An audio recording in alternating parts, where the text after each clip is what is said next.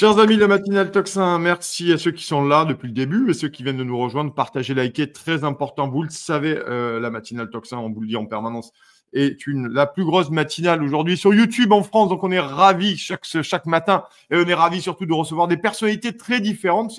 C'est également ça, c'est pour la raison pour laquelle vous nous regardez. Et ce matin, je reçois François Martin. Bonjour François, comment allez-vous? Bonjour Nicolas, je vais bien, je vais très bien. Bon. Le monde craque de toutes parts et les choses, à travers les interstices, la liberté se fait jour, donc ça nous plaît.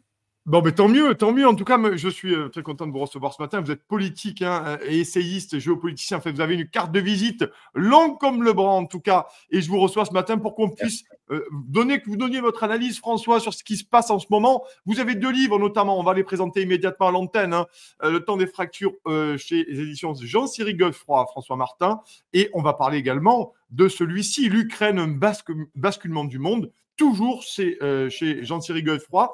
On va en parler concrètement. Comment vous avez analysé on va parler de ça parce que ça a fait les choux gras dans les médias occidentaux, progressistes, entre la rencontre entre Volodymyr Zelensky et Donald Trump et J.D. Vance aussi, Oui. il y a quelques jours à Washington. Comment vous l'avez analysé? Parce qu'on nous a dit que Zelensky était Churchill ou De Gaulle ou je ne sais qui d'autre, un héros de guerre, et que Trump l'avait humilié avec beaucoup d'indécence et de violence. Vous, comment vous avez vu analyser cette séquence très importante pour le coup, hein? Voilà, alors il faut la remettre dans une séquence qui est un petit peu plus large et qui permet de comprendre l'ensemble très bien. Ouais. Ça commence avec le discours de Rubio du 15 janvier.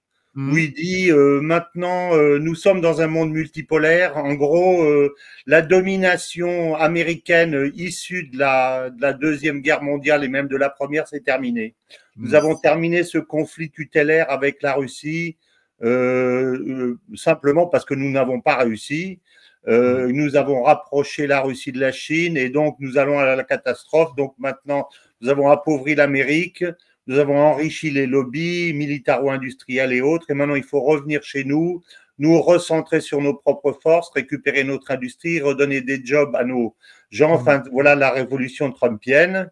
Donc il y a eu ça en premier, c'est-à-dire le nouveau positionnement américain qui solde, je dirais, l'ordre ancien issu de 45, pour dire les choses simplement, dans lesquels d'ailleurs l'Europe a sa place puisqu'elle est construite par les Américains, pour les Américains, dans le cadre d'un glacis, qui est une sorte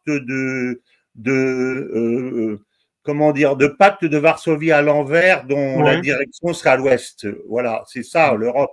L'Europe n'a pas de racines culturelles, elle n'a pas d'unité politique, elle n'a pas, chaque pays a sa propre, donc c'est une construction artificielle et c'est ça qui vole en éclats. Donc ça, c'est le premier discours. Ensuite, on a le discours de Vance à Munich. Oui, il parle même pas de politique étrangère et il dit aux Européens d'abord occupez-vous de vos peuples, occupez-vous de vos valeurs, occupez-vous en fait redevenez chrétiens d'une certaine façon. Il leur dit ça parce qu'il faut pas oublier que tout ce groupe américain, ce sont tous des chrétiens, ce sont tous des catholiques en fait, la plupart d'entre eux. Et il porte ces valeurs-là et il dit en gros revenez à votre civilisation traditionnelle. Donc il leur fait une leçon de morale. À la suite de ça, il y a la réunion de Jeddah le lendemain, de Riyad, où on s'est aperçu, immense surprise, que aussi bien les Russes et les Américains, non seulement ils ne s'embrassent pas, mais presque, parce qu'en fait, ils se retrouvent du même monde, parce qu'ils croient à la famille. Aussi bien Poutine que Trump ont dit que la famille, c'était un homme, une femme et des enfants. Alors que nous, on dit que la famille, c'est une communauté, un genre de communauté LGBT où on ne sait pas qui est homme, qui est femme, qui est animal, qui est, etc. Donc, ils se retrouvent dans une même anthropologie. Donc, en fait, ils sont du même monde. Donc, ça, c'est là, on s'aperçoit de ça. Et la dernière séquence, c'est la réunion, je dirais, la réunion des poissons rouges dans le bocal initiée par Macron le lendemain, où les poissons rouges tournent dans le bocal en se disant on va devenir un bocal puissance, et c'est le sens de ce que Emmanuel Macron essaye de faire, mais qui n'a aucun sens, puisqu'en fait, on sait très bien qu'aucun de ces pays n'a la même position par rapport à la Russie, et que cette construction artificielle est en train de voler en éclats. Et entre les deux, il y a la position de Zelensky, qui est, à mon avis, une position qui a une autre nature, c'est-à-dire que Zelensky, il défend ni plus ni moins les biens de ces oligarques. Faut pas oublier ça. Ouais. Il faut pas oublier que entre la période de mars, je dirais 2022, où il avait bouclé un accord tout de suite dans le premier mois que Boris Johnson est venu casser pour le compte des Américains, et aujourd'hui, il y a une différence absolument majeure, c'est que les oblasts, où sont les biens et les mines, etc., ont été reconnus par les Russes et les pays comme leur faisant partie. Donc en fait, si la guerre se solde maintenant aux conditions américano-russes, c'est-à-dire en donnant aux Russes ce dont ils ont envie, ce qui ne gêne en aucune façon Trump, parce que Trump est prêt à payer beaucoup plus cher, mais beaucoup, beaucoup plus cher pour raccrocher les wagons avec les Russes et pas laisser un dialogue unique avec les Chinois. Donc, il est prêt à leur donner ça. Mais la différence, c'est que Zelensky est obligé d'avaliser, dans ce cas-là, le vol de ses biens ou la récupération de ses biens sous giron russe. Donc, la perte de propriété de ces biens des oligarques, ils vont perdre la moitié de leurs biens. Donc, tout le problème est là pour Zelensky. Il veut bien dire oui, il veut bien de la paix, il veut bien tout ce qu'on veut, à condition, et il ne cesse de le dire depuis le début, que la propriété, que le pays reste entièrement sous la coupe de l'Ukraine, ce qui n'est pas possible, parce que s'il fait ça, Poutine perd totalement la face. Donc, le problème pour Zelensky, il est là. Est-ce que s'il dit oui à Washington, en rentrant, il se fait assassiner?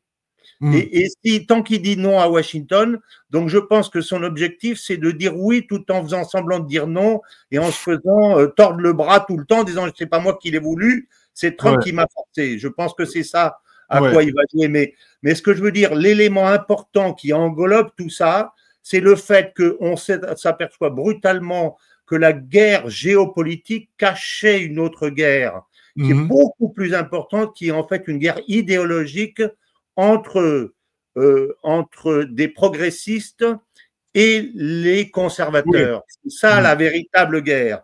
Et nous qui avons l'habitude, moi j'ai voyagé 40 ans en Afrique, en Asie, au Moyen-Orient, etc., nous ne nous rendons pas compte de ce que ça peut être qu'une philosophie qui considère que la sexualité doit être une sexualité récréative et qu'on a le droit d'enseigner aux enfants ce que c'est que la masturbation à partir de l'âge de 3 ans. C'est insupportable, et aussi bien sur les visions du monde, on peut se mettre d'accord. Moi, je pense comme ça, moi, je veux le Groenland, toi, tu veux ci. On peut se mettre d'accord en géopolitique, c'est négociable. Mais les visions de l'homme ne sont pas négociables.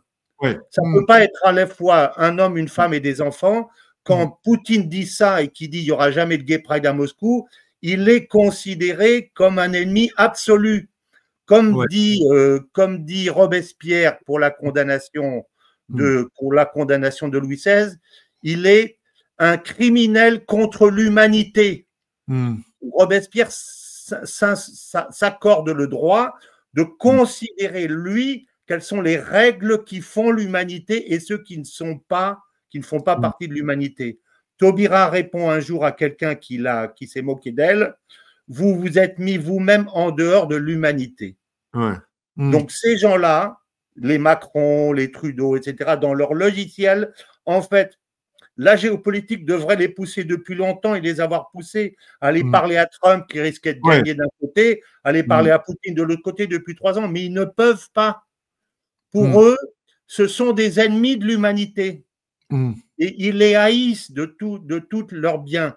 Et aujourd'hui, nous vivons dans cet système toxique européen parce qu'on nous a, le système démocrate et le système de gauche nous a imposé on est comment dire, rempli de toxicité, je dirais, sous cette forme-là.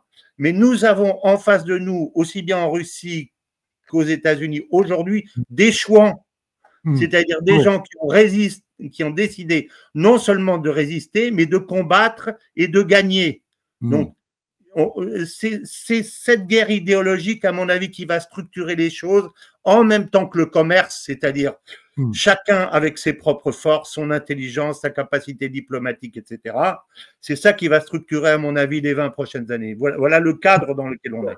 C'est intéressant, et merci François-Martin d'être là ce matin sur Toxin. C'est bien d'avoir cette grille d'analyse aussi, parce qu'on l'entend pas forcément. Enfin, non, on l'entend pas. Voilà, c'est pour ça qu'on vous donne la parole ce matin pour nous le dire. Hein. Je rappelle, hein, vous êtes essayiste et géopoliticien aussi. Vous avez énormément vadrouillé partout. Et je rajouterais simplement que c'est le thème de mon deuxième livre, Le temps des fractures. C'est ce que je dis. Ouais. Je dis, en fait, c'est un processus de décolonisation du Sud par rapport au Nord. Et ce que j'entendais par le Nord à ce moment-là, c'était en fait les forces progressistes sous leurs deux formes. La première forme qui est la forme atlantiste et la deuxième forme qui est la forme mondialiste, qui est celle dont je viens de parler. Voilà. François, c'est très intéressant. C'est pour ça qu'on a vu, bien sûr, un mot rapidement et ensuite on va parler à ce renversement, ce temps des fractures, parce que je pense que c'est aussi l'un des éléments importants de ce que nous vivons aujourd'hui. Quand vous voyez les médias, certains médias mainstream, et pas que certains, qui disent notamment que Donald Trump serait l'homme de Poutine ou l'homme du Kremlin. Enfin, on a des analyses qui parfois me laissent assez pantois face à une telle nullité de l'analyse géopolitique. Enfin, quand même, ça fait partie aussi de ce combat-là, cette lutte-là, François.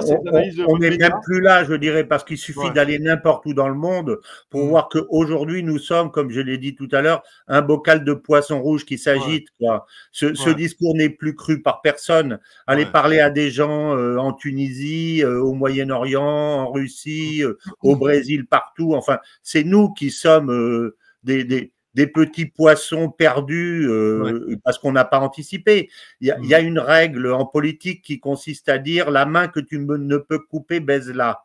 C'est-à-dire, va chez les forts et puis ensuite reprends ta liberté. Mais on n'a même pas anticipé ça. Donc aujourd'hui, le spectacle que nous donnons à l'extérieur, pour comprendre les choses, il faut se sortir un peu, disons, de notre tropisme franco-européen et regarder les choses comme un Chinois les verrait, ou comme un Saoudien les verrait, ou comme un Nigérian les verrait. On est pitoyable, on comprend plus rien, on voit plus rien. C'est ça le problème. Et les présentations de Macron qui disent allez, on va refaire une Europe puissance, enfin ça n'a aucun sens. Personne ne pense une seconde que, surtout sans l'avoir négocié avec les Russes, on va emmener des troupes, on va envoyer des troupes européennes aux frontières pour garantir une paix, alors que la paix n'est même pas encore négociée.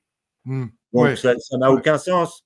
Ça n'a aucun sens. Ce qui est en train de faire est de l'agitation de poissons rouges, mais c'est… Avec des financements, hein, François, des financements qui viennent ponctionner notre budget. Il y a les fameuses économies de guerre, notamment avec… on est chez les dingues. Alors, ça, c'est autre chose, Nicolas. Ça, c'est autre chose. C'est une autre démarche.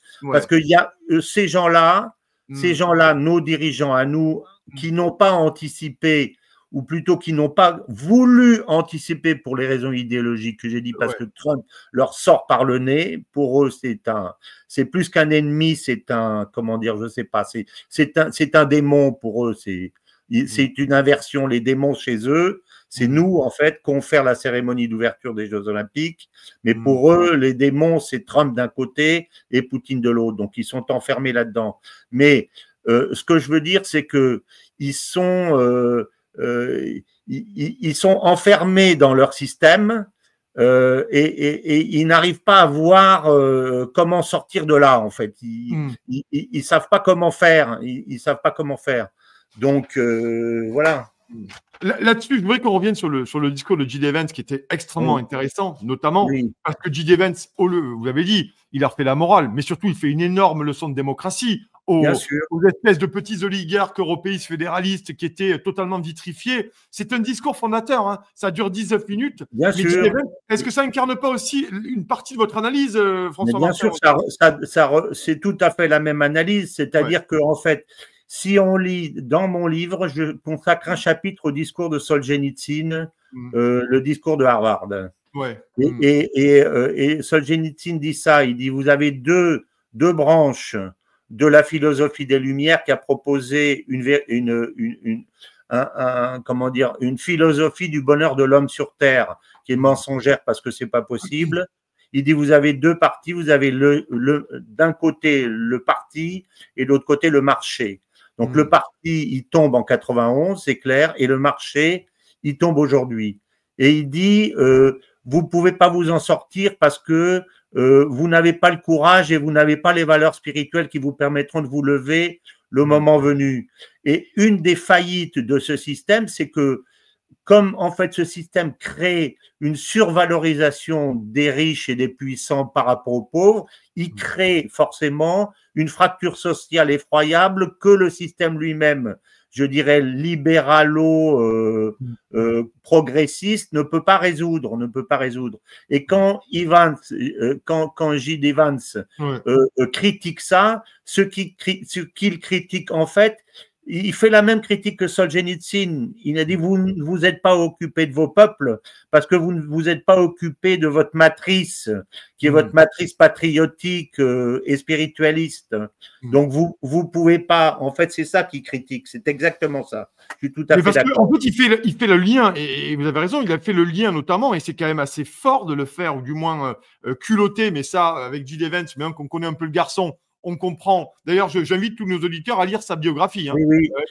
D'ailleurs, on remarque au passage, Nicolas, que Trump n'a pas mis des factotums autour de lui. Oui, pas comme Macron. Ouais. Il a mis Vance, il a mis Rubio. Il faut écouter le discours de Rubio. Il a préparé la prochaine génération. Et ils sont pas là pour 4 ans.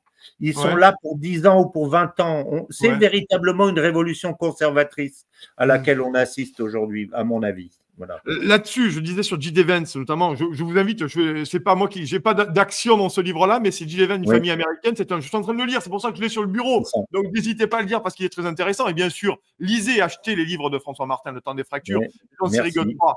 Et celui-ci, c'est normal, l'Ukraine, le basculant du monde. Notamment sur J.D. Vance, il fait quand même le lien entre l'effondrement de l'Union soviétique et l'état, la situation actuelle de l'Union européenne en disant vous n'avez pas respecté la bénédiction de la liberté de vos peuples. Là, littéralement, faire ce parallèle entre la chute de l'Union soviétique et maintenant, ça, franchement, il fallait le faire tout de même. Et puis l'analyse, quand même, mérite quelques réflexions, hein, François. C'est intéressant parce que aussi bien Trump que Vance que Rubio, d'ailleurs, sont des gens, pour reprendre une expression de Malraux, qui sont possédés par une vision du monde. Ils sont possédés par une vision. Et c'est ça leur force. C'est une nouvelle génération que Trump a été chercher. Il a fait un travail totalement extraordinaire parce que non seulement il a résisté, mais il a été cherché autour de lui. Ce sont ses enfants spirituels véritablement, ces hommes-là. Et j'ai pas beaucoup écouté Tulsi Gabbard, mais à mon avis, elle est exactement du même acabit. C'est une génération qui se lève véritablement et c'est un système qui tombe. Et moi, je reste non seulement très positif parce que au regard du risque que représente un accrochage définitif des Russes avec les Chinois, le fait de larguer la moitié de l'Ukraine ou toute l'Ukraine, ça gêne en aucune façon Trump. C'est-à-dire, il prend véritablement, comment il s'appelle, il prend Brzezinski à rebours complètement. Brzezinski s'est complètement trompé. C'est pas l'Ukraine qui est la grande affaire. La grande affaire, c'est la Chine. Donc, s'il faut payer pour raccrocher les wagons avec les Russes, il va le faire. Et la problématique culturelle dont je viens de parler lui en donne les moyens. Et en plus, il va utiliser les services de Poutine parce que Trump n'avait aucune façon d'obtenir de Poutine par la force quoi que ce soit parce qu'il n'a pas la possibilité d'escalader. Parce que le haut du spectre, aussi bien le stratégique que le tactique, était dominé par l'hypervéloce russe que les autres n'ont pas. Donc, s'ils vont aux extrêmes, les Russes sont pas certains de mourir. Par contre, les Américains sont certains de mourir parce qu'ils recevront des bombes à Mach 15. Donc, Poutine sait qu'il a gagné sa guerre d'avance le jour où il sort ses hypervéloces en 2019. Ce jour-là, il sait qu'il a gagné la guerre. Et d'ailleurs, quand il présente ça, il a lui qui cache tellement bien ses sentiments, il a une fierté absolue, si on se souvient de la présentation de son missile à ce moment-là. Parce qu'il sait qu'il a les moyens de sa puissance, enfin, qu'il a attendu depuis qu'il est au pouvoir depuis l'an 2000. Et ça, Trump l'a compris aussi. Donc, ils vont s'entendre. Et ce que je veux dire, c'est que s'ils n'ont pas d'accord et pas de possibilité d'escalader contre les Russes, par contre, ils n'ont pas de bâton, mais ils ont plein de carottes. Les carottes, c'est dire, ben, nous, on a des financiers, nous, on a de la technique, nous, on a des Musk, on a des gens comme ça. Donc, qu'est-ce qu'on peut faire ensemble? Et là-dessus, les champs sont totalement ouverts. C'est pour ça que je suis persuadé qu'il va demander l'aide de Poutine pour résoudre le problème palestinien. C'est pour ça que je suis persuadé qu'aujourd'hui, comme il ne sait pas trop quoi faire et qu'il veut enfoncer Netanyahou dans un système où il n'y a pas d'autre solution que de donner l'État aux Palestiniens, il est en train de leur faire le coup de Mostaganem. Vive l'Algérie française, là il leur dit vive le grand Israël, mais il n'y a plus d'armée, de toute façon israélienne, elle a jamais été conçue pour faire de la guerre urbaine. Donc, elle a perdu la guerre urbaine et d'autre part, cette guerre lui coûte 9 milliards de dollars par mois. Donc, les budgets de la guerre sont telles que aujourd'hui, on est dans les rodomontades et dans la patate chaude. Et Netanyahou est exactement dans la même situation dans laquelle est Zelensky. Il a besoin de se faire forcer la main à chaque minute parce que sinon, ces ultras le lâchent. Donc, il faut. Pourquoi, par exemple, a-t-il annoncé qu'il allait couper l'eau, l'électricité et les vivres à Gaza? Il l'a fait dans le passé, mais il ne l'a pas annoncé urbi et torbi. Pourquoi a-t-il besoin de dire je vous coupe l'eau, scrogneux? Parce qu'il est en train d'envoyer la patate chaude à Trump en disant est-ce que tu me forces la main pour remettre l'eau? Comme ça, si on remet l'eau, il dira c'est pas moi, c'est Trump qui m'a forcé. Et puis, on va y aller progressivement. Et donc, je suis persuadé que pour Trump, aller vers l'Iran pour aller refaire des affaires avec l'Iran au moment où le monde entier va faire les affaires avec l'Iran qui est dans le Grand Sud, d'une part, le fait de ne pas perdre la relation avec l'Arabie Saoudite qui reste sur le fil du rasoir et qui sinon s'en va vers les BRICS et qui livre son pays aux Russes et aux Chinois, tout ça, ça a beaucoup plus valeur que de soutenir les sionistes. Donc son problème aujourd'hui, c'est de couillonner les sionistes qui l'ont élu. C'est pas de faire le contre-Israël. Voilà. François, là-dessus, j'aimerais, c'est toujours très intéressant, mais j'aimerais qu'on revienne notamment sur ce basculement, fracture. Qu'est-ce que ça va impliquer? Non, mais qu'est-ce que ça va impliquer au sein de l'Europe, l'Union européenne, par exemple? On l'a vu sur la Roumanie, on l'a vu ici. Est-ce que ça va, les peuples, on le voit, c'est en train de bouger un peu partout, de devenir de plus en plus incandescent. Il nous reste 3 minutes là-dessus. C'est très simple. Je vais répondre, c'est très simple. Poutine l'a dit dès le début de la guerre. Au bout d'une semaine, il a dit aux Russes, il a dit il y a une chose que mes collègues d'Europe occidentale ne voient pas, c'est la fracture sociale. Confère Vance, c'est la fracture sociale. Compte tenu des désagréments, de la pauvreté, de la désorganisation, des difficultés que provoquera la guerre, il me semble impossible que les dirigeants occidentaux, à terme, puissent se maintenir au pouvoir.